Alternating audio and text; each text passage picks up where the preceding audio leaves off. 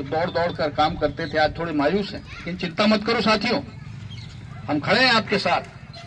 कम से कम मैं तो खड़ा ही हूं, और कोई खड़ा हो ना हो। आंच नहीं आने दूंगा आप पर। और रोजगार के अवसर तो खुलेंगे चांचौड़ा में, आज नहीं कल खुलेंगे। लड़ेंगे इसके लिए।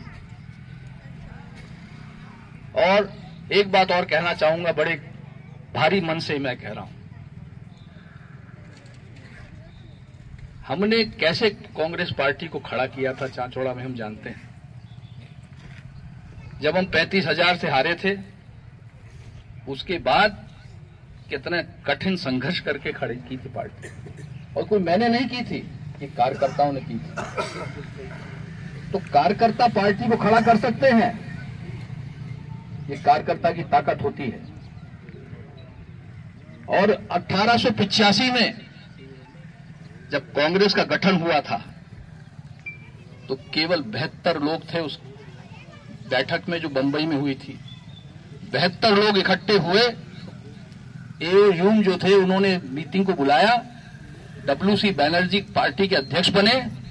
और उन 72 लोगों का साहस देखिए, उन 72 लोगों के साहस ने कांग्रेस पार्टी का गठन किया, देश को आजाद कराया और इतने साल तक राज किया। ये कांग्रेस पार्टी है ये। और इस पार्टी को जो भीतरघात करके नुकसान पहुंचाते हैं, सोचो कितने बड़े गद्दार हैं। और गद्दारों के इतिहास में उनका नाम लिखा जाएगा। और ये यहीं तक नहीं रुके हैं, इन्होंने आज उन परिवारों में दरार डालना शुरू कर दिया। और दरार पड़ चुकी है, जो बरसों से कांग्रेस के साथ लड़ रहे हैं, कांग्रेस की लड़ाई लड़ रहे हैं। उन परिवारों में दरार डालना शुरू कर दिया, गुमराह करना शुरू कर दिया। और हम गुमराह हो भी रहे हैं, हम गुमराह हो रहे हैं। ये नहीं कि हम बैठकर चर्चा करें, बात करें। हमें चापलूस पसंद है, जो आके हमारा पैर छूता है, जो हमारे लिए 25 गाड़ी लगा देता है, वो हमारा प्रिय है। लेकिन जो मोटरसाइकिल पे या साइकिल पे या पैदल घूम रहा है, उस पर हमारी नजर नहीं पड़ती। हम यहां तक आ गए, इसका आकलन करना भी जरूरी है। ये आगे कांग्रेस कैसे चलेगी? क्या इन लोगों की वजह से चलेगी या उनकी वजह से चलेगी जो मेहनत करते हैं कड़ी धूप में, बारिश में, ठंड में? मैंने आकलन किया नतीजों का, और यही नहीं किया है, पूरे मध्य प्रदेश में लोगों ने किया है। और मैं उनके संपर्क में हूं। जहां जहां सांसद निधि दी गई है राज्यसभा की, वहां से कांग्रेस हारी है कांग्रेस। अब ये राज्यसभा निधि हराने के लिए दी गई कि जिताने के लिए दी गई थी, इसका आकलन करना भी जरूरी है। और जितने हमारे राज्यसभा सदस्य मध्य प्रदेश में, उनको आकलन करने की जरूरत है। आज सांसद प्रतिनिधि बनने की होड़ लगी, और तो कुछ बचा नहीं। तो सांसद प्रतिनिधि बनो, और उनको चुन चुन कर बनाया जा रहा है जिन्होंने चुनाव में विरोध किया था। ये कुमराज का उदाहरण, संभवतः वो लोग सभा में होंगे भी। तो ऐसे लोगों को अब बर्दाश्त नहीं किया जाए।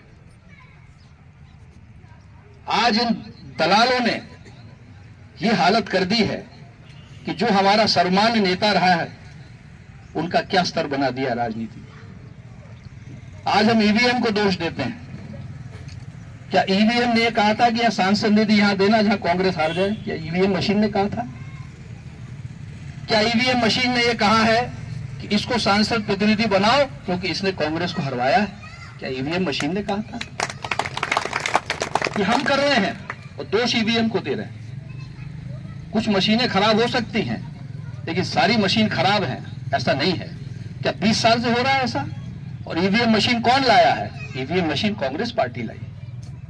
ऐसा नहीं है, ये भीतरघात है और उन दलालों की हरकत है जो इन नेताओं को घेर घेर के उन्हें गलत रास्ते पे ले जाते हैं और वो नेता चले जाते हैं, इतना अनुभव होने के बाद भी।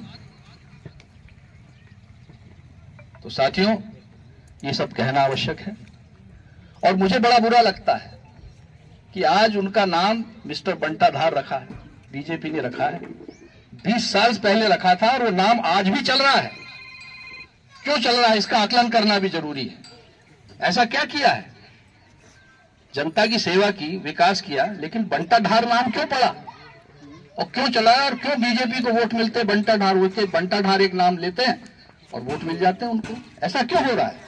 ऐसा फिर इसलिए हो रहा है कि ये दलाल इनको छोड़ने वाले नहीं है। इन दलालों को बिठाने का काम आप और हम सब करेंगे और ये तय कर लें कि दलालों की सुनना है या कार्यकर्ताओं की सुनना है।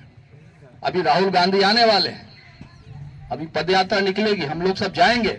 ये वीडियो राहुल गांधी को आज जरूर भेजना और कांग्रेस पार्टी को भेजना और उसको जरूर वायरल करना। मैंने जो जो कहा, एक एक शब्द कहा है, वो तय कर लें कि कांग्रेस पार्टी कार्यकर्ताओं से चलेगी, सत्ता के दलालों से चलेगी या उन नेताओं से चलेगी जो गुमराह हो चुके हैं और इन सत्ता के दलालों के कहने पे चल रहे हैं। ये तय कर लें कांग्रेस पार्टी किनसे चलेगी। और मैं आज फिर एक बात कहता हूं, इसके बाद में समाप्त करूंगा मेरा भाषण, कि जैसा मैंने पहले कहा है, 72 लोगों ने मिलकर एक पार्टी खड़ी की थी, कांग्रेस पार्टी। आज भी कांग्रेस पार्टी से जो हट के गए हैं, उन्होंने बंगाल में सरकार बनाई है, उन्होंने महाराष्ट्र में सरकार बनाई है, उन्होंने आंध्र में सरकार बनाई है। कहीं ऐसी नौबत ना आए कि 72 लोग यहां भी इकट्ठे हों और अगली सरकार उस कांग्रेस की बने, इस कांग्रेस की बने। ये साहस कांग्रेस के कार्यकर्ताओं में है और मैं अकेला नहीं हूं, मेरे साथ लाखों लोग हैं। कोई भी एक निकल पड़ा ना तो सारी राजनीति धरी की धरी रह जाएगी। आप सब बधाई, धन्यवाद।